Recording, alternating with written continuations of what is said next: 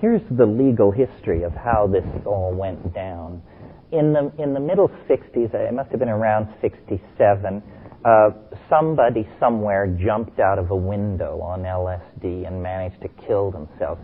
Every newspaper in the country, if not the planet, did in-depth, detailed background, maps, how he walked to the balcony, the arrow, the whole thing. And LSD was legal at that time. So then there was a huge hue and cry about how it had to be made illegal.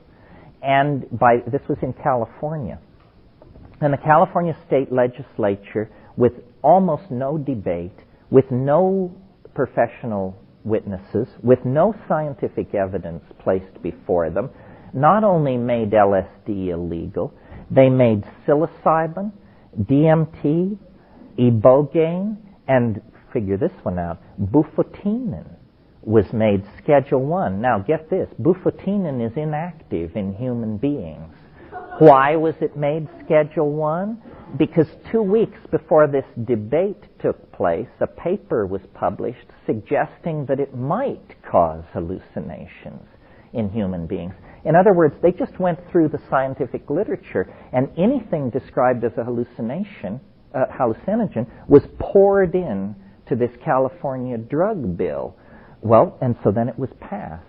Well, then 6 weeks later, somebody jumps out of a window somewhere else. This time, it's not even clear drugs are involved, but the mere suggestion that they might have been involved is enough to create a national debate, and the Congress, rather than hold hearings and adduce scientific evidence, says, just take the California statute and federalize it.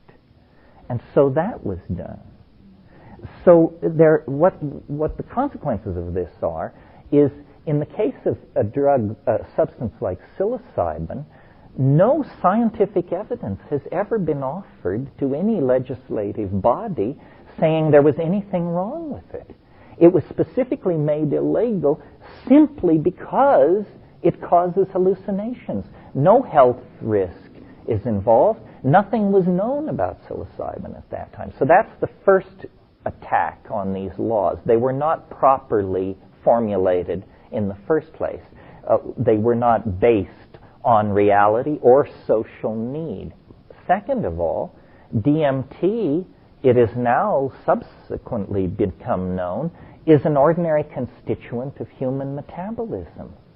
How can you make possession of this substance illegal when every man, woman, and child on earth is holding?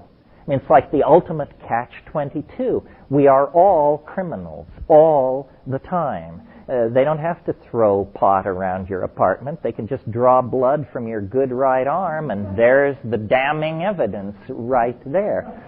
So in the light of all this silliness, it would seem logical, I think, to go back and have a scientific review and a complete revision of the scheduling of these drugs. Look at the scheduling anyway. Schedule 1, what is it?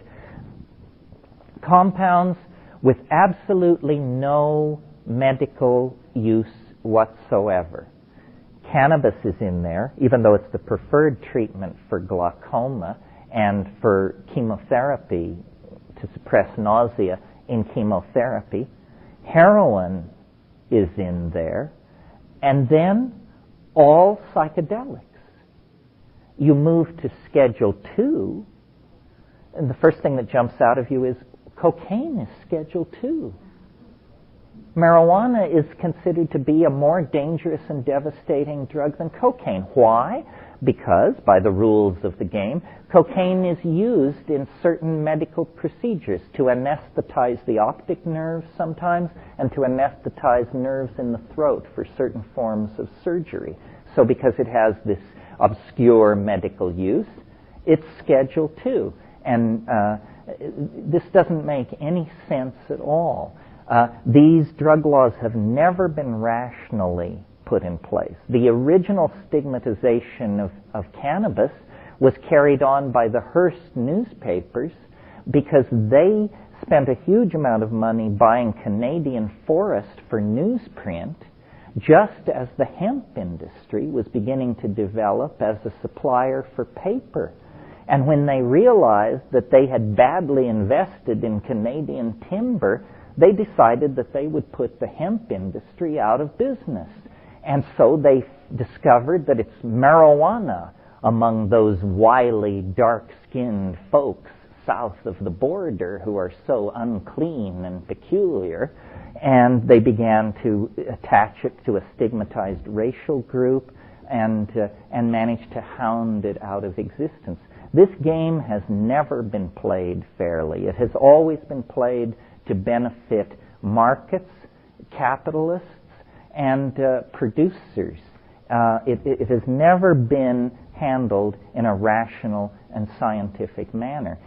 And we just simply need a rational process that serves who? That serves the user, not the producer, the purveyor, or any. But these are medicines. They should be subject to the same standards of purity and so forth that the pharmaceutical industry. I mean, what's always put against drugs is that they're unclean and dirty. But that's because they're made in illicit, clandestine labs that have been forced underground by witless government policies.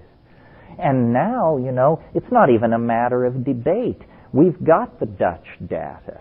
We know that when you legalize drugs, people don't immediately start smoking reefer 24 hours a day and committing acts of public fornication. That hasn't happened anywhere. That's a fantasy of the Christian right wing. No, all that happens when you legalize drugs is that people continue to do what they've been doing, whether they use drugs or not. So it's a shell game. And if any of you ever reach positions of policy making or influence on policy making, I hope that you will try to input into this process and rationalize it, because it's one of the great unregulated scams on the planet. And millions and millions of people are being victimized. Third world poverty is being exacerbated. Criminal syndicalism is flourishing. Ordinary law-abiding people are being criminalized. People are being made to feel guilty about simply trying to understand their own spiritual yearnings and their own place in the cosmos. It's a tragic situation, and it's retarding cultural transformation.